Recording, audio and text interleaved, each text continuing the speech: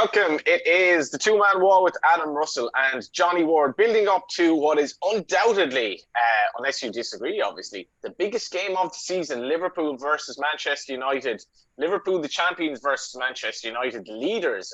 First time they've led the championship for a long, long time. I forget the stat, but one stat I have for you, Adam Russell, and this is why people who can see beyond a myopic kind of idea and can, not read too much into results. Liverpool beat Crystal Palace 7-0. And I remember kind of watching the game on my phone whilst I went in for a little bit of a sea swim and coming out, and it was like it went from 0-0 to 2-0. I thought Liverpool were very short in the betting that day, and then I was mocked because they won 7-0. In their three subsequent games were against West Brom, Newcastle, and Southampton. Liverpool have managed 7 shots on target. Yeah, of course. And the stat I think you were looking for was it's the first time Manchester United have been top in the new year since the season that Sir Alex Ferguson left. And they, of course, won the title that season. There we go. As for Liverpool, you're very right in saying that, of course, winless in their last 3 games, and they actually haven't scored in the last 2. So it's been a pretty sharp decline since that Crystal Palace game. So I think that makes this game even more interesting than it otherwise would have been. I think the one thing I'll say about this is how good is it to have a title race with Liverpool and Manchester United. Manchester City 4-6. I've had arguments with you, and I've pretty much been wrong about Manchester City's title credentials. They've really turned the screw in the last month or so. But you can now get Liverpool at 3-1 with Star Sports. 3-1 each way, 1/3, 2 places. Right. Let's have a think about that. Each way, 1/3, 2 places. So you're having, if Liverpool are in the top 2 on your each way bet, at worst, you get your money back. What has gone wrong, Adam? What has gone wrong? Why does Salah look like he can't score? Mane's not the player he was. Even Firmino's wobbles continue, and they've issues elsewhere as well. It's quite hard to put your finger on it at the minute. I think in the games, the most 3 recent games, they've had various sort of issues. Like Trent had a shocker against Newcastle, and like there was a real lack of creativity in midfield against Southampton. I think Thiago's been a little bit disappointing for me since... He hasn't been playing. Come on, son. He hasn't even been playing. He's played recently. The games he's played recently, he hasn't... He's coming back from injury. Oh, come on. I still think he's a wonderful footballer, but I think this idea that he would come in and be the man to create those final passes is maybe not overstated. I think it's difficult when the likes of... If Firmino, Salah and Mane stop scoring, it's very difficult to see where else Liverpool get their goals from. Particularly with Jota injured. Yeah, and they don't really have a lot of goal scorers in midfield, you wouldn't say, like Henderson, Wijnaldum, Thiago, Fabinho. They're all great players, don't get me wrong, but none of them are particularly renowned for getting on the end of a cross or running beyond the centre forward. So I think that has an effect. I think they're just going through a bad patch, given the form they've been in over the last 2.5, 3 seasons. Maybe this is just a bad patch in form. We obviously spoke about Man City, and they've been through a similar bad patch already this season, and they've come through the other side of it. And as you say now, they look really, really sharp. So I think for Liverpool, it's damage limitation at the minute, get players back, get them fit again, and try and just sort of edge out of this run and start getting some points on the board. Do you think it's going to be a really interesting game on Sunday, though? Let's talk about it then. It's even money Liverpool and 12-5 Manchester United, 14-5 the draw. I think key for Liverpool here is I wouldn't overplay the fact that they've had these 3 games. I've watched 2 of them in total, and I've kind of watched a bit of the 3rd game. And it was frustrating, and things went wrong against West Brom in terms of injuries and stuff. And they couldn't put the game away. That was fine. But I think the 8-day rest that they've had is definitely going to help them here. They've had time to regroup. They've had time to look at things and refresh because they have had a really busy schedule. Manchester United come in maybe not quite as fresh, obviously having won at Burnley. Yeah, they've played a lot of football recently, Manchester United. I do think, as we were saying, it's great for the Premier League to have these 2 clubs in the title race. It's a bit like they always say in cricket that a strong Yorkshire means a strong England. I think it's kind of similar in the Premier League. A strong Liverpool and a strong Manchester United normally means a strong period for English football. They're 2 clubs who traditionally give young English players a chance as well, perhaps more than the likes of Arsenal and Chelsea in the past. So it's great to see them both up there in the title race. I think it's the first time they've both really been in a title race at the same time since say 2008, when Liverpool finished second and United finished top. So really, since it's been a long time since they've both been up there. We've had enough of the history, though. Where's the value? It's hard to, again, it's a hard game to call, though, because I think it is. The way Manchester United have been playing, the way they've knocked the ball around, the tempo is really nice. I think Paul Pogba's obviously come back into a bit of form. He scored the winner against Burnley earlier this week, and on the back of 2 man of the match performances from him. I think, like you say, with Liverpool, the goals have dried up, but you can't bet against Liverpool at Anfield, in my opinion. There's no value there anyway. I think it's hard to see Liverpool losing at home. They have 67 top-flight games unbeaten at Anfield. They've scored in each of the last 42, and they're just really difficult to beat at Anfield. I can see both teams scoring. I think the draw is a strong bet here, 14-5. I'm thinking 1-1, 2-2, something along those lines.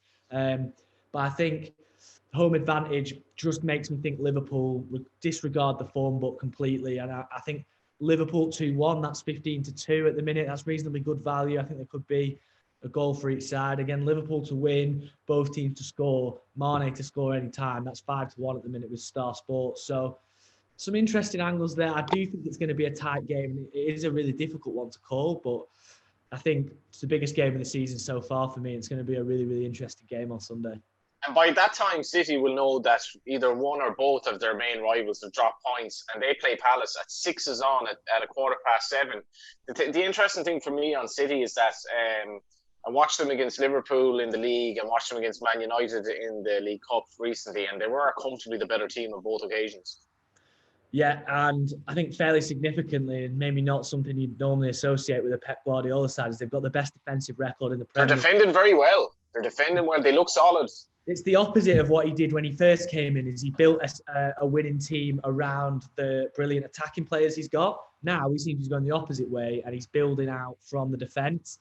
The Stones and Ruben Diaz have obviously been sensational for them. Zinchenko's come in and done really well at left back.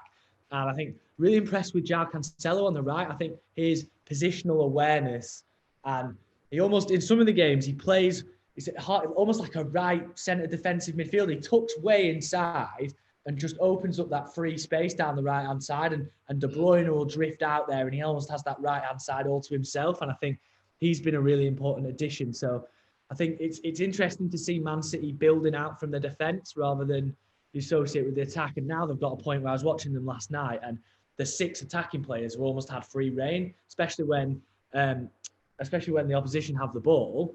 Those 6 players, you got Foden, Sterling, De Bruyne, Bernardo Silva, they're all Gundogan as well. They're all swarming around the ball, and they're making it so hard for the opposition to play through them up front, and it seems to be working really well for them. So for me, I think I've said all season that Liverpool are in pole position, but for me, I think especially with the game, they've got 2 games in hand.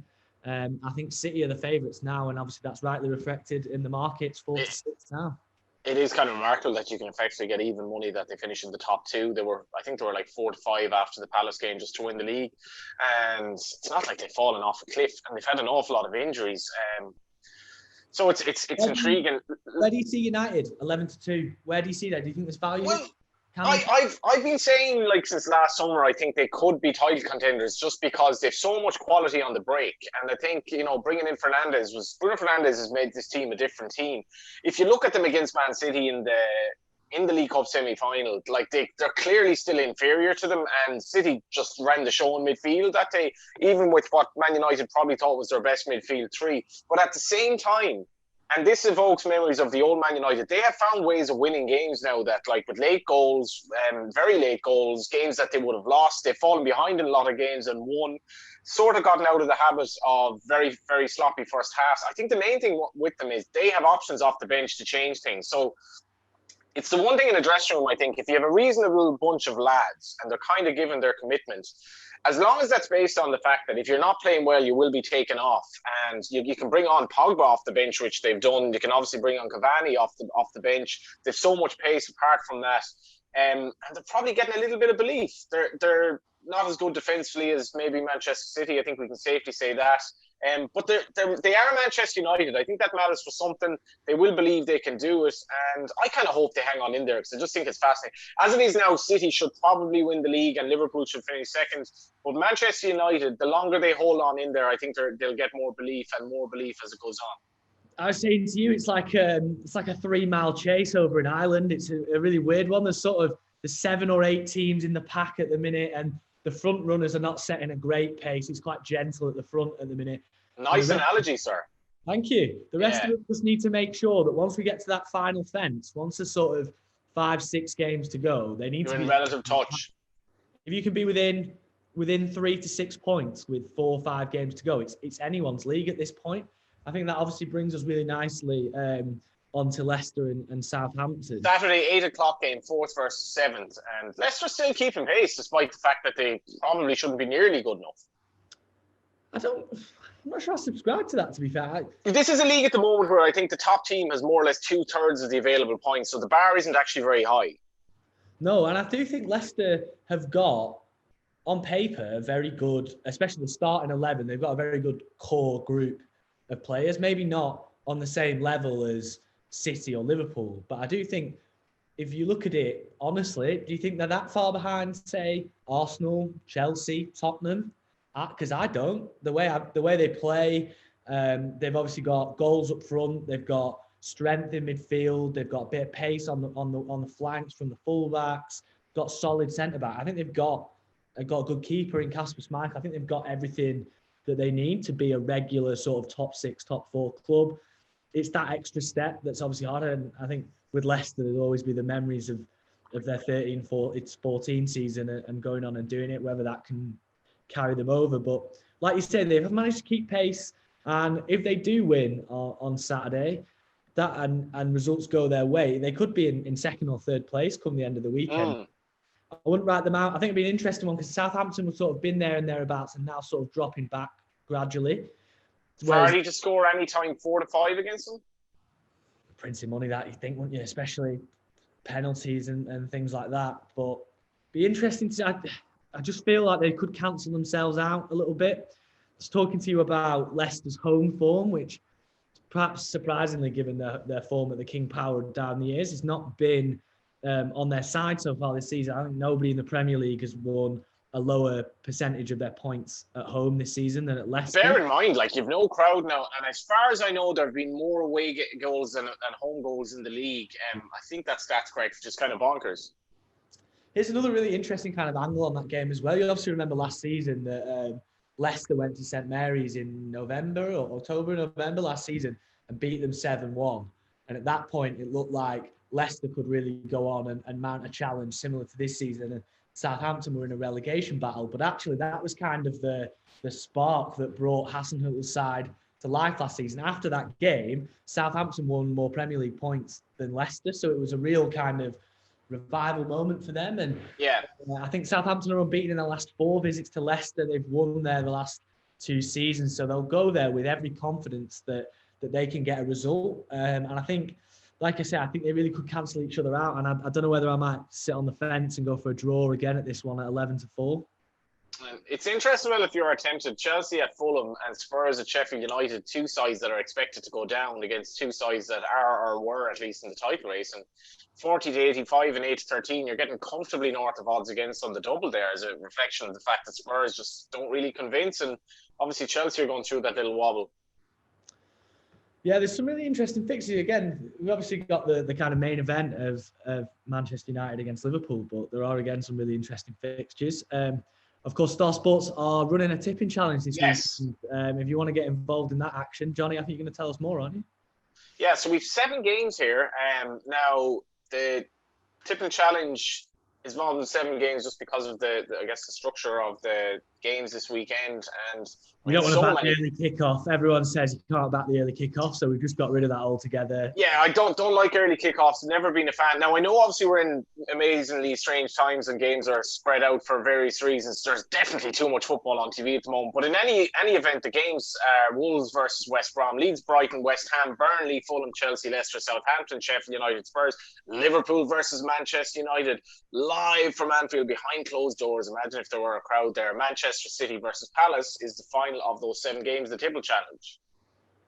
Yeah, so all you've got to do is our traders are going to put up their selections for each seven games on. It'll be on Friday, and simple as really, it's free to play. You just go in, put what you think the scores will be in the 7 games on Saturday. If you beat the traders, everyone who beats the traders will win a £10 free bet, and the best entry will win a £200 free bet, which will be a nice little bonus to the funds over the next few weeks. That's actually, it's a really good offer. I think the tenner is very, very achievable for, on any given weekend. The only thing missing is some sort of food hamper of Côte de Boeuf from Ben Keith or something like that. If only there was some sort of hamper on offer. I mean, with Star Sports' latest sign-up offer, if you do sign up and bet £50, then you can get a nice hamper from Josh Norton. We've also got the Super Bowl offer as well. If you sign up to Star Sports and you bet £50 on the Super Bowl, they'll send you out an amazing food hamper with a bit of beer in and stuff for the Super Bowl night. So if any of you are thinking of staying up and going the distance on the Super Bowl in a few weeks' time, then make sure you get involved in that one as well. Beautiful, Adam.